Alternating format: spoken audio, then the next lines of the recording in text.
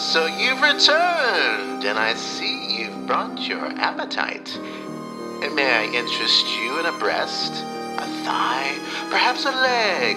Please indulge, while I regale you with the tale of a peculiar captain with a particularly keen set of teeth and a penchant for meat pies. As Charles Dickens reminisces in his tale, The Career of Captain Murderer.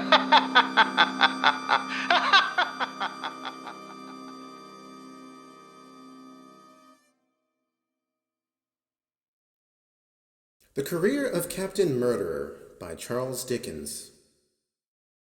The first diabolical character who intruded himself on my peaceful youth was a certain Captain Murderer. This wretch must have been an offshoot of the Bluebeard family, for I had not suspicion of the consanguinity in those times.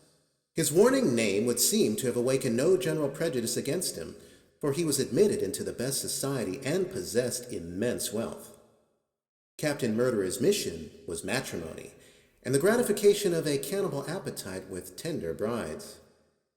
On his marriage morning, he always caused both sides of the way to church to be planted with curious flowers, and when his bride said, "Dear Captain Murderer, I never saw flowers like these before. What are they called?" he answered, "They are called garnish for house lamb," and laughed at his ferocious practical joke in a horrid manner, disquieting the minds of the noble bridal company with a very sharp show of teeth, then displayed for the first time.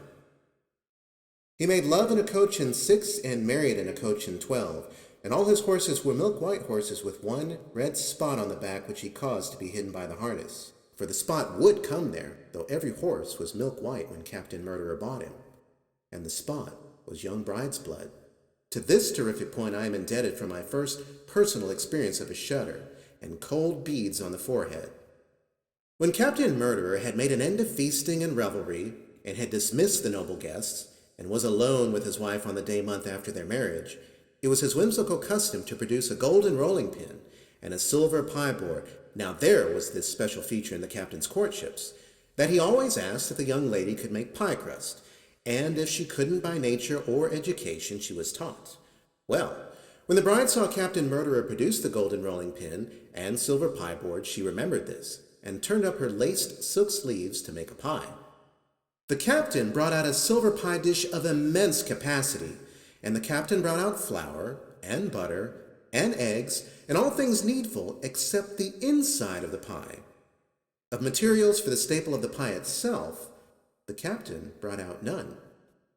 Then said the lovely bride, "Dear Captain Murderer, what pie is this to be?" He replied, "A meat pie." Then said the lovely bride, "Dear Captain Murderer, I see no meat." The captain humorously retorted, "Look in the glass." She looked in the glass, but still she saw no meat. And then the captain roared with laughter, and suddenly frowning and drawing his sword, bade her roll out the crust. So she rolled out the crust, dropping large tears upon it all the time because he was so cross. And when she had lined the dish with crust, and had cut the crust all ready to fit the top, the captain called out, "I see meat in the glass." And the bride looked up at the glass just in time to see the captain cutting her head off, and he chopped her in pieces, and peppered her, and salted her, and put her in the pie, and sent it to the bakers, and ate it all, and picked the bones. Captain Murderer went on in this way, prospering exceedingly until he came to choose a bride from 2 twin sisters, and at first didn't know which to choose, for though one was fair and the other dark, they were both equally beautiful. But the fair twin loved him, and the dark twin hated him, so he chose the fair one. The dark twin would have prevented the marriage if she could, but she couldn't. However, on the night before it, much suspecting Captain Murderer, she stole out and climbed his garden wall, and looked in at his window through a chink in the shutter, and saw him having his teeth filed sharp. Next day she listened all day, and heard him make his joke about the house lamb. And that day month he had the paste rolled out, and he cut the fair twin's head off, and chopped her in pieces, and peppered her, and salted her, and put her in the pie, and sent it to the bakers, and ate it all, and picked the bones. Now the twin had had her suspicions much increased by the filing of the captain's teeth, and again by the house lamb joke. Putting all things together, when he gave out that her sister was dead, she divined the truth, and determined to be revenged.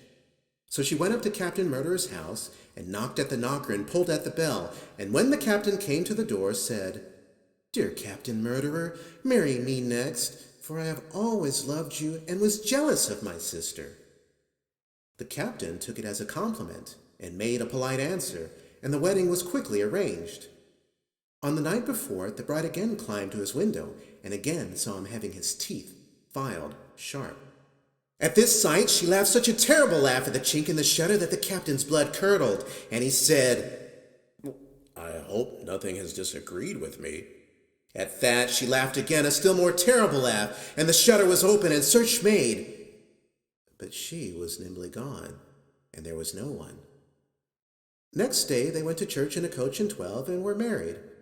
And that day month, she rolled the pie crust out, and Captain Murderer cut her head off, and chopped her in pieces, and peppered her, and salted her, and put her in the pie, and sent it to the bakers, and ate it all, and picked the bones. But before she began to roll out the paste, she had taken a deadly poison of a most awful character, distilled from toad's eyes and spider's knees, and the captain had hardly picked her last bone when he began to swell, and to turn blue, and to be all over with spots, and to scream, and he went on swelling and turning bluer, and being more all over with spots and screaming, until he reached from floor to ceiling and from wall to wall, and then at 1 o'clock in the morning he blew up with a loud explosion. At the sound of it, all the milk-white horses in the stables broke their halters and went mad, and then they galloped over everybody in Captain Murderer's house, beginning with the family blacksmith who had filed his teeth, until the whole were dead, and then they galloped away.